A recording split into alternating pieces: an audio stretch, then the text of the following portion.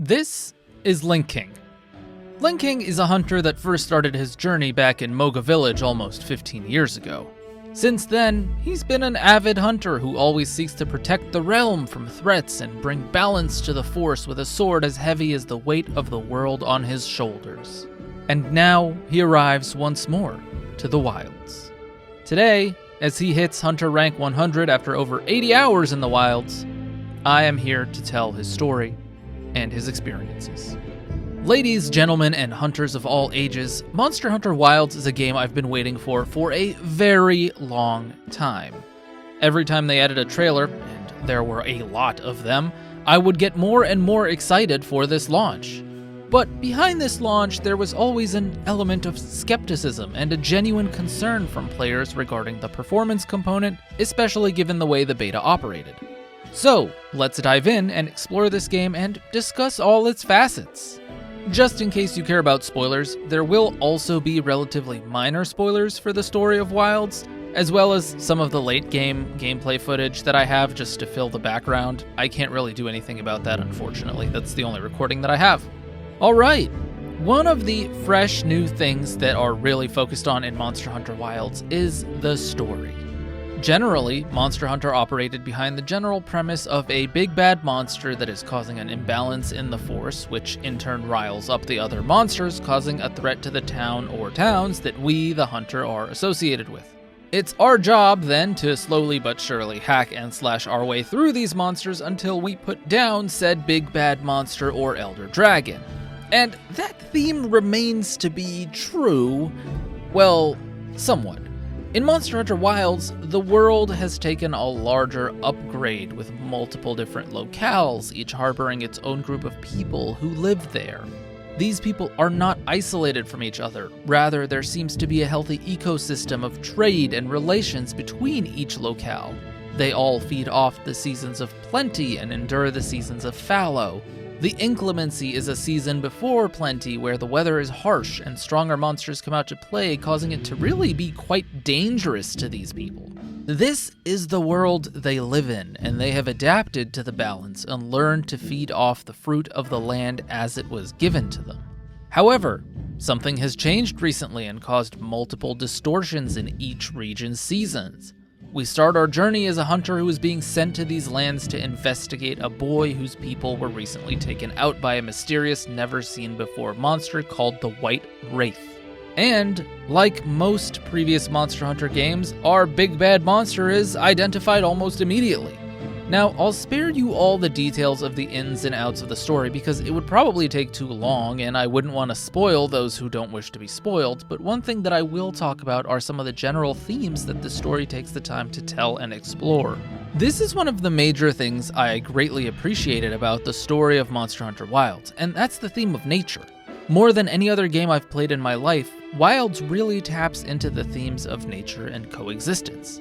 It really emphasizes how we as humans constantly destabilize that nature, more in our current times than any other, but also how nature always wins. No matter how hard we try to change the way the environment we live in functions, there will always be that massive snowstorm that shuts down our entire existence for a week. There will always be that hurricane that knocks out our power for days at a time while we repair it. The only thing we can do is roll with the punches and feed off that which nature has so kindly given us, and that's what Monster Hunter Wilds is about. Every race is dependent on the land, but some have even been shown to take it too far, especially because of that very dependence. And, as a result, they anger some of the monsters living in that region, and it is also disruptive to them in return. Consequences will be paid, and that is the circle of life, my friends. Survival of the fittest is a thing we have so quickly forgotten because of the luxury in which we live in our modern day. But this takes us to a time past where natural selection was a thing, and you are either the hunter or the hunted. And boy am I glad I'm a super powerful hunter in this game because it is actually very fun. One last thing I'll talk about in regards to the themes here, because I was relatively impressed with the direction they took, if not slightly surprised, is genuinely how deep human meddling goes and how badly it can backfire. And to keep things very brief, it has to do with the theme of experimentation and technology, and that's all I'll say here. We currently live in an age of rapidly evolving AI technology that we will most certainly touch on later in this video in the performance section, but let's just say that this very game also involves some discussion regarding tech, which blew my mind. Maybe in a way that you won't expect given my vague description, but feel free to let me know in the comments what you thought about this if you've gotten this far into the game. Definitely curious to see what other people think about it. Now, if you thought I was going to be overly positive and gushing about the story of Wilds, you might be right, but that doesn't mean I thought it was perfect. It certainly had its issues, and that's not something I wanted to leave out of this video. The story in Monster Hunter Wilds is very intrusive. And when I say intrusive, I really mean it. Relatively long cutscenes for a series that is well known for fast-paced in-and-out dynamic hunts, long story segments where you're just on your bird horse thing called a sacred, following other characters as they talk and look at the environment, and many segments where you're locked out of going to a certain area, hunting a certain monster, or repeating a certain quest, just because that's what you wanted to do, but are forced to do the story.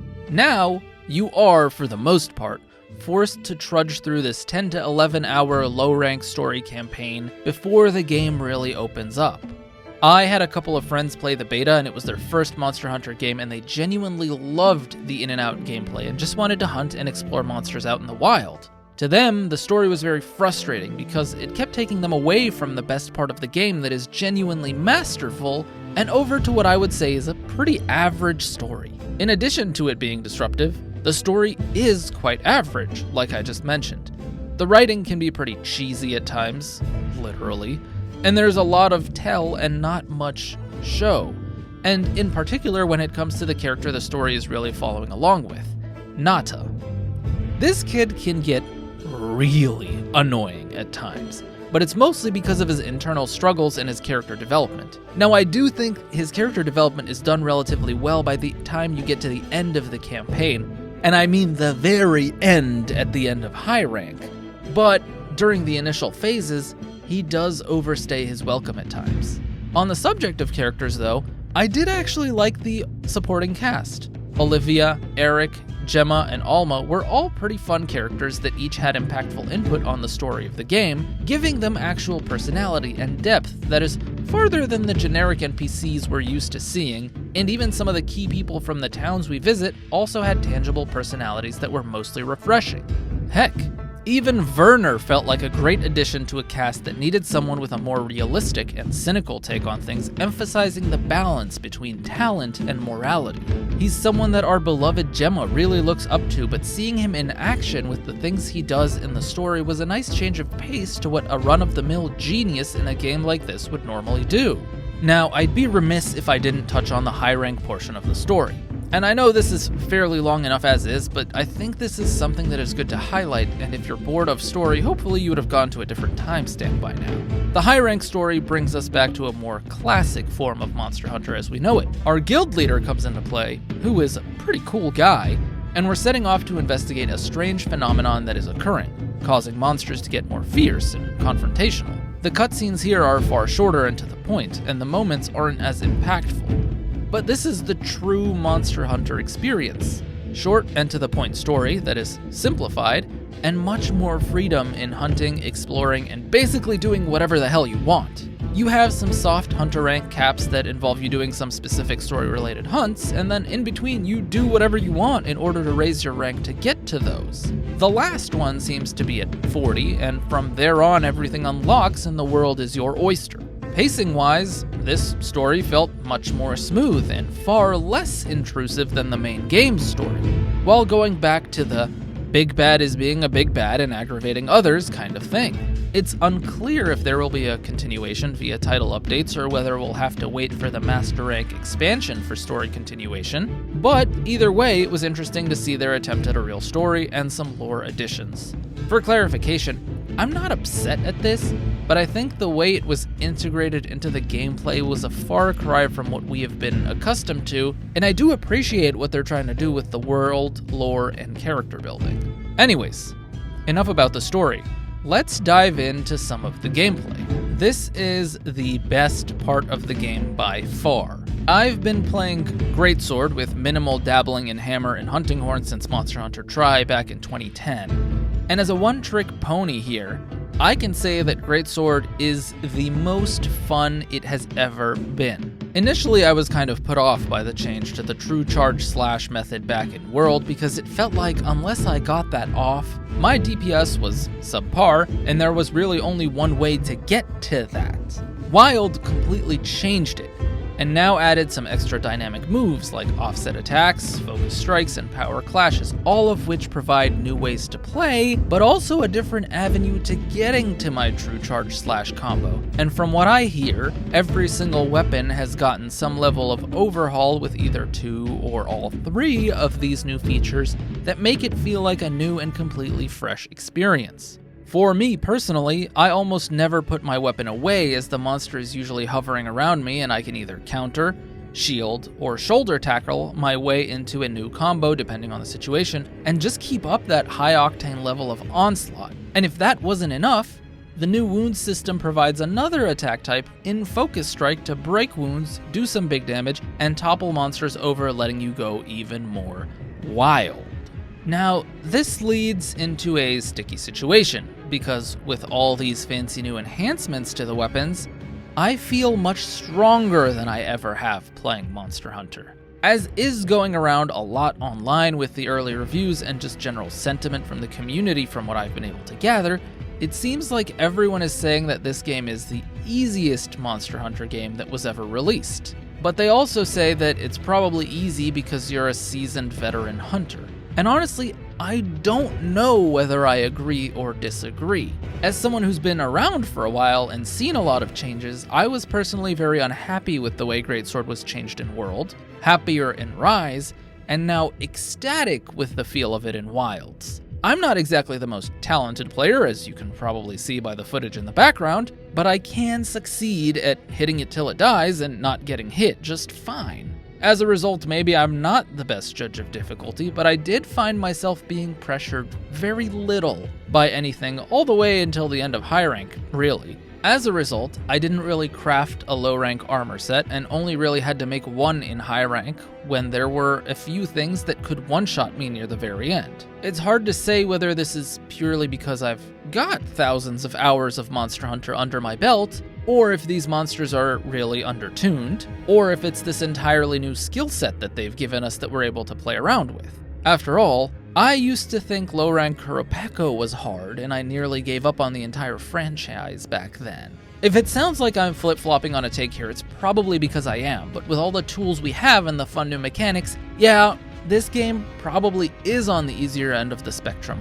For now. I'm sure new players will experience a learning curve for sure, but anyone who's half decent probably won't run up against any walls until deep in high rank. Regardless, I think I'll personally wait until the inevitable expansion comes out to really gauge the difficulty of this game, as low rank never really counts. I mean, when was the last time you had trouble in low rank? And high rank, to me personally, has always just been a taste of things to come. Once you get good enough, you never really die in high rank in the previous games, at least from my memory. But do let me know in the comments what you guys think, as I know this is fairly subjective and a lot of people will have their own opinion on the matter. In regards to other gameplay elements, let's talk about armors and weapons, because this is one part that I think I'm not really satisfied with. In terms of pure visuals, we are so back. Armors and weapons look better than they ever have, and the drip is insane. As soon as you unlock high rank and forge the armor set there, you can transmog or layer yourself into whatever you want to be, as evidenced by the way my character looks. But having said that, it's time to get into some of the criticisms I have. See, I miss how varying builds depended on weapon type used to be a thing back in the old days. Each weapon had pretty specialized skills that it wanted, and now, for the most part, every melee weapon operates almost the same. You want your crit boost and weakness exploit combo, Agitator is fantastic, Flare is great, Maximum Might is great, and Attack Boost remains very strong. In addition to that, Arkveld and Gore Magala armor sets are the powerful endgame sets due to their set bonuses, with minor variations here and there, but everyone's running one of the two or some kind of mix of both. The fact that skills have become so generalized as opposed to getting more and more specialized is kind of a shame for me. I'd love to see a bigger variety and depth. Things that are specialized for one weapon more than the other. Maybe I'm wrong, and maybe this is just my own brain watching too many speedrunners using the same tactics, but I'm not a fan of how generic it's gotten. And oh, speaking of generic, I'm really not a fan of the endgame weapon system. Clearly above and beyond every other weapon in your weapon tree are the new craftable Ardean weapons. These weapons have 5% base affinity, the potential for the highest raw, and can be crafted to have any element or status on them that your heart desires. They also have innate white sharpness, and if that wasn't enough, they boast not 1, not 2, but 3 tier 3 gem slots that you can use. There is absolutely no reason to use any other weapon than these unless you really just don't want to do the endgame grind to get one with good attributes. I hate this.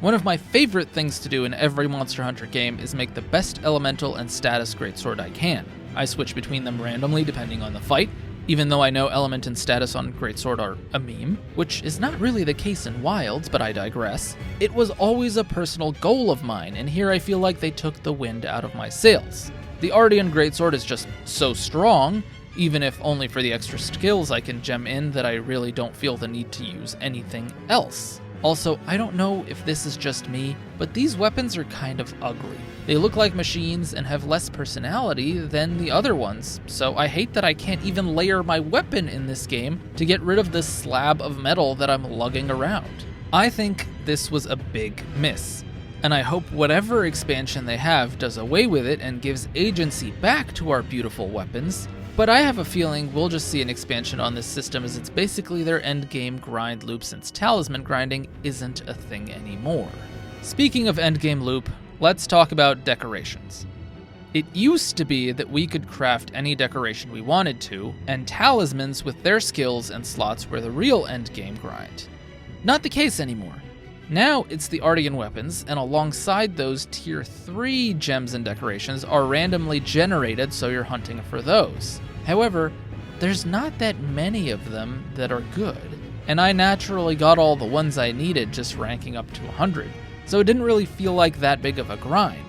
Probably a blessing in disguise, and I don't mind it, don't get me wrong, but given how put off from the weapon I am, I'm not really motivated to grind for the perfect one, especially since I know that it'll be outclassed anyways in the near future, so I'll save that grind for the expansion.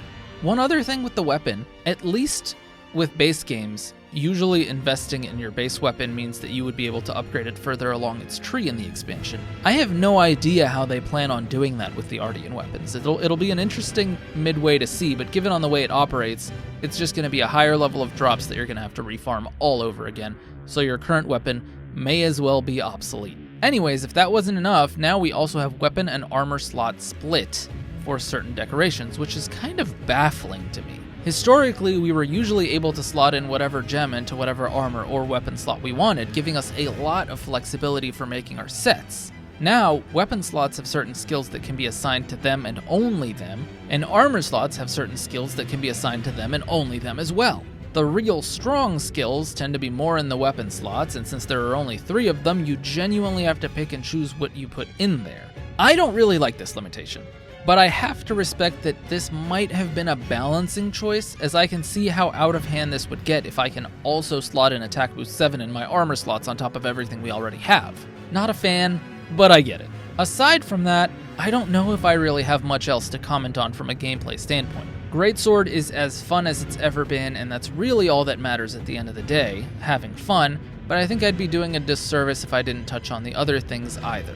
I have no experience with any of the other weapons, so I can't really speak in regards to those, unfortunately, but from what I've heard, they're all a blast to play and have gotten major changes that make them feel better. Okay, now let's talk about the elephant in the room, the most controversial aspect of this game that is haunting everyone's dreams: the performance. I'm just going to be blunt. It's far from perfect. I bought a new PC to play FF7 Rebirth, which I'm going to be doing a video on sometime soon because I love that game, but even with my brand new rig that boasts a 9800 X3D CPU and a 7900 XTX GPU, I still notice some stutters and slowdowns basically at least once or twice a hunt. It's nothing that completely impacts my gameplay experience, and I'm not running any software to judge the FPS, so I can't exactly say how big of an impact it is. There are plenty of other more technically experienced people than I that can tell you about that. But for my old man eyes and my strong PC, it runs well enough. I've asked a few people with some more moderate specs how it runs, and it seems like for the most part, their frame rates are relatively stable, but none are reaching 60. It's also worth mentioning that I'm not running the game in 4K since I don't have a 4K monitor. I'm doing 1440, and I have my frame rate capped at 60 just for the sake of consistency, so make of that what you will. I will say that the game doesn't feel completely optimized though, and there is a serious problem with the HD textures pack causing crashes, so I've had to turn that off. However, for people with less powerful hardware, it's definitely a letdown and something to be wary of. Otherwise, this game looks beautiful. The areas are incredibly detailed and full of life. You can really tell that they put a lot of thought into the ecosystem and the way the monsters live and operate. The transitions between the seasons are great and even impact the types of monsters and endemic life that you can see throughout. And the locales are all beautifully designed to showcase a true range of environments all within the scope of that specific locale. I think my favorite area by far is the forest. The torrential downpour level of monsoon that is associated with the inclemency makes it such a menacing environment, and the flip to the plenty afterwards is so breathtakingly gorgeous that I can't help but give them props to how well they've nailed it. It really is one of the more visually stunning environments that I've seen in a game, and it's such a shame that it's held back by the lack of optimization and high graphical requirements, since most people won't be able to experience it as seamlessly as they should be able to. Now, last but not least, I want to touch on the music for this game, and to keep it brief, the sound design in general is incredible. The monsters sound great, the sound effects are great, and my god, the music slaps! Every single theme sounds amazing, and it's been nothing but a pleasure to hunt to. The music is easily the most polished thing about this game, and I love every bit of it. Not much else to say here. Simply a 10 out of 10 slam dunk. So yeah, that's basically my fairly lengthy review and opinions on this game. I know I've never really talked much Monster Hunter on this channel, but it is a game series that I very much love and enjoy, and I'm sure other people who watch my videos do too. If you're new here and made it this far, welcome. Consider sticking around. And if you're one of my OGs, welcome back. It's great to see you all. Having said that, it wouldn't be a review video without a score, and as it stands, I think this game is at a healthy, around an 8 out of 10. The lack of polish and optimization hold it back, as well as some of the personal gripes with the decoration system and the story. I'm also not a fan of the endgame loop, which will inevitably be rendered obsolete no matter what, so I have very little desire to push past sort of my armor set and my weapon that I've crafted for now. And the last thing to that is there's a feeling of the game being incomplete, but that's my own bias since we all know the expansion that will make this game incredible is still a little while away. Otherwise, the gameplay is fantastic, and it's certainly some of the most fun I've had with a Monster Hunter game, and the visuals, when they're smooth, are stunning and go along with some banger music. Would I recommend you buy this game right now at full price? I would probably say it's worth it. You'll definitely get 70 to 80 plus hours out of it just unlocking anything in the endgame and finishing off your set, and if you're a new player to the series, it is absolutely a fantastic entry point and can't go wrong here. But if you have underpowered hardware or are someone who's craving a steeper difficulty, maybe wait until the expansion comes out where these two will be bundled and discounted for a better price deal.